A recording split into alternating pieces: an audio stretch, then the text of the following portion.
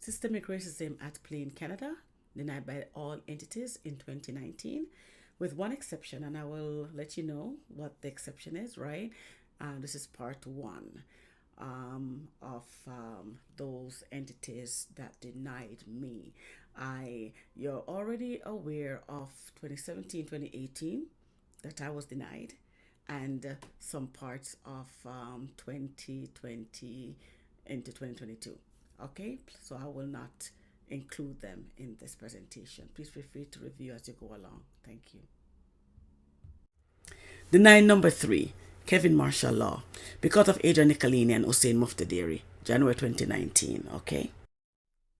I will go through quickly on these slides. Okay, I will go in more details on my presentation regarding my wrongful dismissal and long-term disability. I will not be long.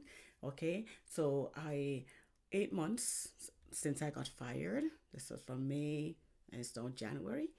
I was not retained by NICOLINI law, but no contract signed, nothing for wrongful dismissal or long-term disability. I wanted to take my business elsewhere, right? And I was referred to Kevin Marshall Law. Okay, I spoke with Linda, right, at Kevin Marshall Law on January 7, 2019, and then that's when she asked me for a copy of statement of claim. All right, did not know what she's talking about, so she told me to contact my lawyer. This was a WSIB lawyer, Adrian NICOLINI Law Firm. Okay, please feel free to review. Again, I'll go in more details. I want to point out that as I go along in 2019, I was denied. Okay, so here, when I contacted my lawyer on January 10, 2019, that's when, as a matter of fact, I contacted my lawyer on January 8th, and they got back to me on January 10, 2019. Okay, that's Adrian NICOLINI Law Firm, and they submitted to me in PDF form enclosed statement of claim, issued statement of claims, issued statement of claim for wrongful dismissal and for long-term disability. Wow. Okay, I'll get to that in another presentation. Thank you. Not another time that I was being set up. I was surprised when I was denied by Kevin Marshall, stating that I have a lawyer. One of the reasons, and other reasons which did not make sense. Okay, we'll get there. And here's a denial letter from Kevin Marshall Law Firm. Okay, I will go in more details in another presentation, but letting you know that I was denied by Kevin Marshall Law when I tried to take my business elsewhere. Okay, Adrian NICOLINI produced 2 statements of claim which I have never seen before, which contain information that it did not pertain to me actually. Okay, we'll get there in another presentation. Okay, thank you. Also, I will go through this in another presentation with more details. Try to take my business elsewhere. My wrongful dismissal, long-term disability, they got separated, and the exception was that Benjamin Law in February 2019 I was able to obtain a lawyer, Benjamin Law, but the firm could only take one of my cases, long-term disability. A contract was signed then to retain this lawyer. I was unsuccessful in obtaining a new WSIB lawyer, so I was unfortunately stuck with NICOLINI Law Firm. Anyway, Benjamin Law, as I indicated here also, Benjamin Law was the one that requested a medical record for the Ministry of Health and Long-Term Care, which came distorted in April 2019. All right, I will go in more details in another presentation. Thank you. Denial number 4, CBP Disability, Ontario, because of Adrian NICOLINI, February 2019. Okay. I brought this one forward as a reminder that Adrian NICOLINI, my WSIB lawyer, had prematurely sent this email on April 30, 2018, right? For me to submit this report in PDF form, medical report, CPP, disability report. Remember, it's my WSIB lawyer, and I did not know exactly what was going on, okay? But this was sent to me for me to give it to my family doctor, Dr.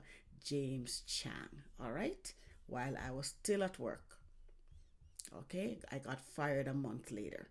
Okay, please feel free to review. So this letter was for Dr. James Chang. Okay.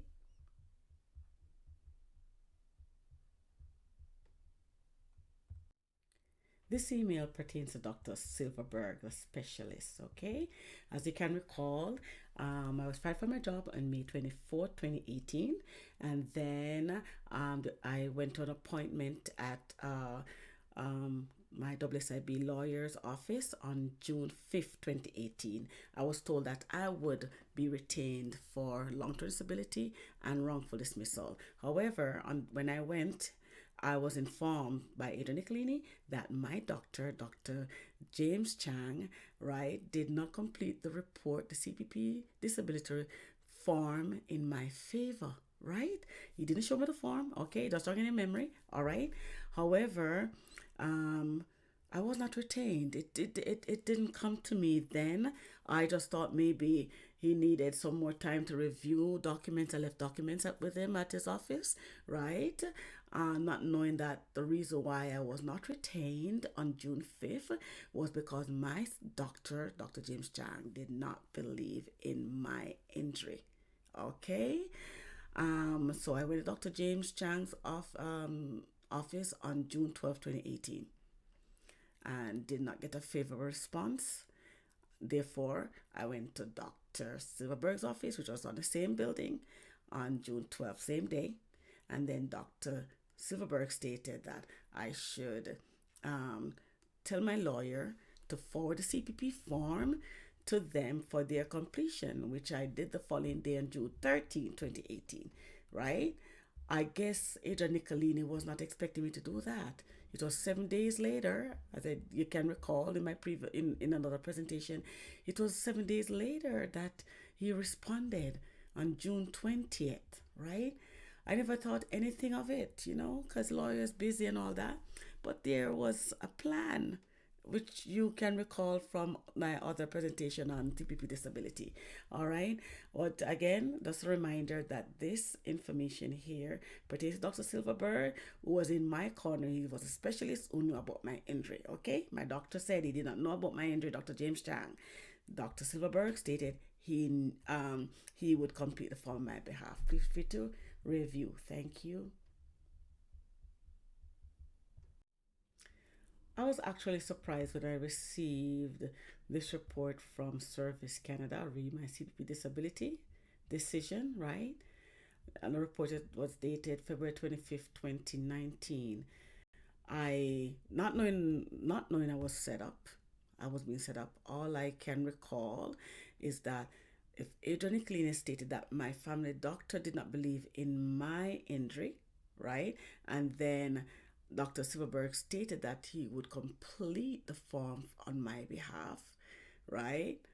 I know he did a good job. I didn't understand why I was being denied CPP disability, and it so happened that I didn't know until 2022 that ADRIAN NICOLINI submitted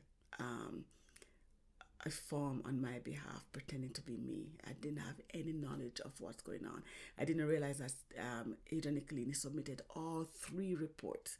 But look at the reason why TPP disability denied me.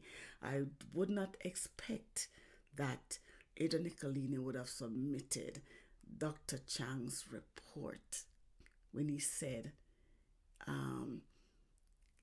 it was not in my favor. Don't you see this lawyer was intentional? Yeah. When he realized that, that's why it took so long to respond, that 7 days gap, right? When he realized that Dr. Silverberg was going to act on my behalf, yeah, I didn't saw this coming at all. So listen to the decision, the reasons for the decision. It says, according to your family doctor, my family doctor, who shouldn't, CPP disability, should not have gotten that false report. Okay. So ADRIAN NICOLINI did me bad, did me wrong. Okay. That's why he did not retain me at all. I waited 8 months, nothing. Okay.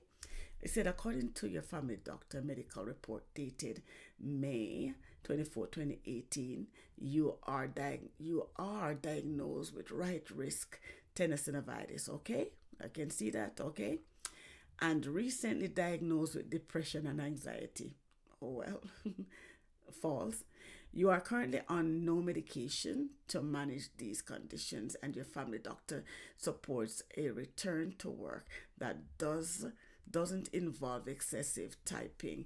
Just that you know, for the record, remember my doctor said he did not know much about my injury. Okay, and again, my doctor was trying to put me on.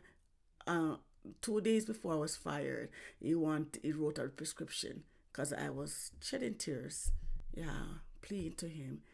Um, Luckily, I didn't take that medication because he was trying to cover himself because he knew he did me wrong. So he's trying to make me out to be mental. All right. And so he did on his CPP report. Wow. It says this information does not support the presence of a severe and prolonged disability which would prevent you from work indefinitely.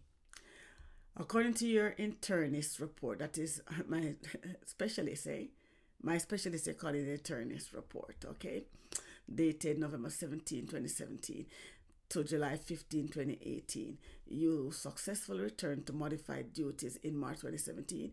Yeah, using my left hand. Have no limitation with your left hand. Really, I'm not left-handed, huh? And can return to modified duties that do not require repetitive use of the right hand. This information does not support that you are unable to regularly pursue all forms of gainful employment. Both hands were in pain. Okay? Please feel free to review. All right? I did not appeal because based off my other experiences with WSIB and all that, I decided that the system was taking me for a ride. Okay, please feel free to review. Thank you. As I've indicated before, I did not appeal CPP disability. I realized a trend with other entities. Yes, in 2017, when I was denied by WSIB. And in 2018, when my WSIB was suspended and then denied by MANULIFE, and all this was going on. Crazy, you know. Even after I appealed, I appealed WSIB, I was still denied. I did not bother to waste my time. Okay, please feel free to review. Okay, thank you.